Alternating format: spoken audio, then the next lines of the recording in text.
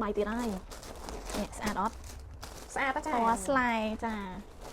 មិនដែរអូនមានចង្អុលអីទៀតដែរអូន ចង់សួរចាឯងបានសំណួរហ្នឹងចាដោយសារភ្ញៀវគាត់ឆាតមកសួរច្រើនពេកចាឆ្លើយលេងតន់អីអញ្ចឹងសួរចាឯងឲ្យចាឯងឆ្លើយសរុបឲ្យហ្មងចា អូខេ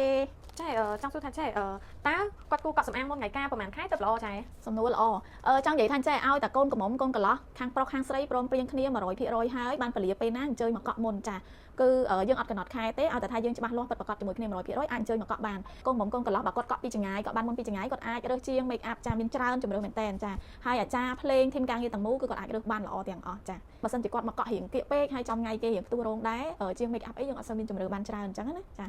មួយទៀតបើសិនជាគាត់ការចុងឆ្នាំ2026តើគាត់គួរកក់ពីឥឡូវទៅបានអត់ចា អូល្អមែនតើបើសិនជាឲ្យតែគាត់បានពលាការចុង2026គាត់អញ្ជើញមកកក់ឥឡូវគាត់បានតម្លៃដដែលដោយសារតម្លៃនៅក្នុងកញ្ចប់នៅក្នុងសម្អាងពីមួយរដូវកាលទៅមួយរដូវកាលគឺមានការផ្លាស់ប្ដូរអញ្ចឹងបើសិនជាគាត់អញ្ជើញមកកក់ឥឡូវគឺគាត់អាចបានតម្លៃល្អមែនតើចាអញ្ចឹងទោះជាពេលហ្នឹងមានតម្លៃអាចនឹងឡើងចាភាគរយគឺឡើងហ្មងចាអញ្ចឹងគាត់កក់ពីឥឡូវទៅគាត់បានតម្លៃល្អនឹងដដែលហើយបានធីមការងារល្អហើយគាត់បានជំរឿនច្រើនទៅលើជាង make up អីអញ្ចឹងណាចាអូល្អណាស់ចាតាក់ទងជាមួយនឹងរបៀបវិរៈនៅក្នុងថ្ងៃមង្គលការចង់សួរថាតើខាងណាជាអ្នករៀបចំមែន ហ្នឹងហើយចា អូខេចាតាក់ទងនឹងរបៀបវិរៈនៃថ្ងៃកម្មវិធីគឺខាងសម្អាងការយើងខ្ញុំជាអ្នករៀបចំជូនទាំងអស់ចាធីមការងារជាអ្នករៀបចំជូនអញ្ចឹងពេលដែលគាត់អញ្ជើញមកកក់សម្អាងរួចរាល់ហើយចានឹងមានឲ្យ list ទៅគាត់មួយដើម្បីឲ្យគាត់ទៅវាយសបុតភាពការចាម៉ោងប៉ុន្មានយើងធ្វើអីម៉ោងប៉ុន្មានយើងធ្វើអីប៉ុន្តែហ្នឹងក៏ត្រូវតែឆ្លងកាត់នៅការពិភាក្សាជាមួយម្ចាស់ដើមការដែរថាគាត់មានកម្មវិធីអីខ្លះដើម្បីយើងអាចដាក់ម៉ោងរៀបចំម៉ោងជូនគាត់បានចាតា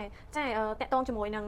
ចំនួនផ្លែឈើល្អដូចក្នុងរូបគាត់ចាដោយសារមានម៉ាក់គាត់សួរថាគាត់ធ្លាប់បកគលឲ្យខាងគេរៀបចំតែគេរៀបចំអត់បានល្អចឹងណាចាបានល្អនឹងរបៀបម៉េច